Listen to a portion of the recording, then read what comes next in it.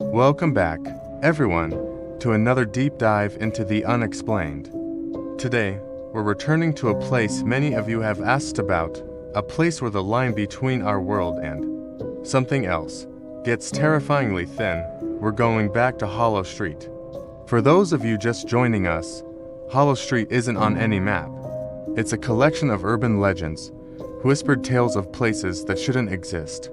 Our first season explored haunted asylums and forgotten tunnels, but season 2 is different.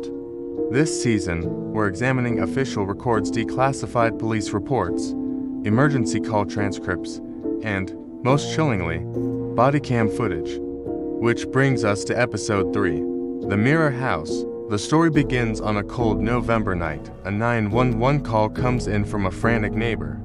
They report strange lights and what sounds like shattering glass coming from the old Blackwood house at the end of a quiet cul-de-sac. Now, this house was notorious. It had been empty for decades, ever since its eccentric owner, a man named Alistair Blackwood, vanished without a trace.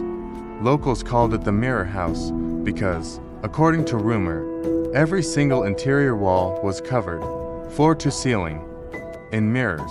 To officers, veteran Sergeant Miles Corbin and rookie officer Jessica Evans were dispatched to the scene. It was a routine wellness check, or so they thought. From the moment they arrived, something was off. The house was a dark, two-story Victorian, looming over the street. The neighbor's report was accurate. A single window on the second floor was shattered, glass glinting on the lawn below. There were no lights on inside, no signs of life. Corbin and Evans did a perimeter check, finding all doors and windows securely locked, except for the one broken window upstairs. With no other way in, they made the call to force entry. The front door groaned open, and the first thing their flashlights hit was their own reflections. The rumors were true. The entryway was a dizzying hallway of mirrors. Every surface reflected their beams of light back at them, creating a confusing, disorienting maze of images. This is where we get our primary source material. Both officers had their body cameras activated, and the footage is unsettling. As they step inside, you can hear Officer Evans take a sharp breath. "Whoa," she says, her voice echoing slightly. "It's like a funhouse." Sergeant Corbin, ever the professional, just grunts in response. "Clear the ground floor first. Stick together." They moved slowly, their boots crunching on unseen debris. The layout was a standard ground floor: living room to the left, dining room to the right, stairs straight ahead. But with every wall a mirror, the space felt infinite and claustrophobic at the same time. Their own reflections followed them from 100 different angles. It's hard to watch the footage without feeling a sense of vertigo. You see them, and you see dozens of copies of them, all moving in perfect sync. For now, they cleared the ground floor. Nothing. No intruders. No signs of a break-in other than the broken window upstairs. Just dust, cobwebs, and the unnerving silence of an empty house. "All right," Corbin's voice says on the recording. "Let's check upstairs. Watch your step on these stairs." As they ascend the creaking staircase, the camera angles become even more chaotic. The stairwell walls are also mirrored. You see reflections of reflections, an endless tunnel of police officers climbing an endless staircase. It's at this point that Officer Evans makes the first key observation. "Sarge," she says, her voice tight. "Did you see that?" "See what?" Corbin replies, his own flashlight beam sweeping across the walls. "My reflection on the left. It fell slow." Corbin pauses on the landing. "It's just the light, Evans. This place is designed to mess with your head. Stay focused." They reach the second floor. A long hallway stretches before them, lined with closed doors, each one also mirrored. And at the far end of the hall, the source of the initial call: a shattered window, cold night air filtering in. The room with the broken window was what must have been the master bedroom.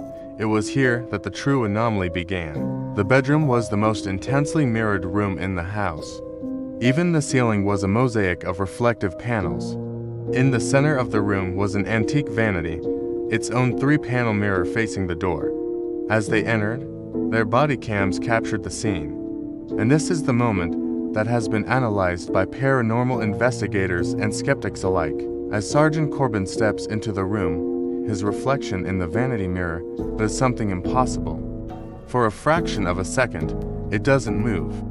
Corbin takes a full step into the room, but his reflection remains standing in the doorway. Then, with a slight, almost imperceptible judder, it catches up, mimicking his movement a second too late. You can't see it clearly at first. It's a subtle lag, a blink and you'll miss a discrepancy. But Officer Evans' camera, angled slightly differently, catches it more clearly. Her gasp is audible. "Sarge, the mirror." "Look at the mirror." Corbin turns to face the vanity. He raises his right hand. In the mirror, his reflection raises its hand, but there's a definite, noticeable delay. It's like watching a video with bad latency. A 1-second lag between action and reflection. Corbin freezes. On the audio, you can hear his breathing get heavier. He takes a slow, deliberate step to his left. His reflection stays put for a full second, then glides to its left to match him. "What is this?" he mutters, his voice a mix of disbelief and dawning fear. He's a 20-year veteran, he's seen it all. But he's never seen anything like this. Officer Evans, her voice trembling, says, "Mine's doing it too." Her body cam pans down to a floor-level mirror, and we see her reflection from the waist down. She lifts her foot, and a second later, the reflection does the same. It's not just one mirror, it's all of them. The entire house is operating on a delay. This is where protocol and training go out the window. What do you do when the laws of physics break down around you? Corbin makes a decision. "We're out. Now." He turns to leave, but as he does, his camera captures one more chilling detail from the vanity mirror. As the real Sergeant Corbin turns his back, his reflection doesn't. It stays facing forward, looking directly out of the mirror, a faint, unreadable expression on its face.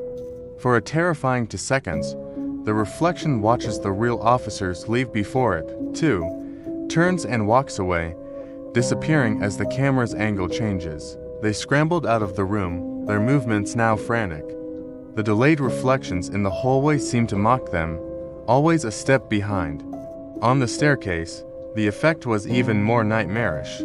As they hurried down, they could see their reflections calmly descending after them, out of sync, creating a cascade of lagging images. They didn't stop until they were back outside on the lawn, chest heaving, the cold night air feeling like a lifeline. The official report they filed was vague. They listed the event as unfounded, citing disorienting interior architecture and optical illusions as the cause for the call. They made no mention of the temporal lag in the reflections. What could they say? Who would believe them? But the body cam footage was entered into evidence. For years, it sat in a digital vault, a classified file marked for internal review only. It was eventually declassified and leaked, becoming the foundation of the Hollow Street legend of the Mirror House. Experts have tried to debunk it. They propose theories about complex light-bending properties, atmospheric distortions, or even a technological trick involving hidden screens.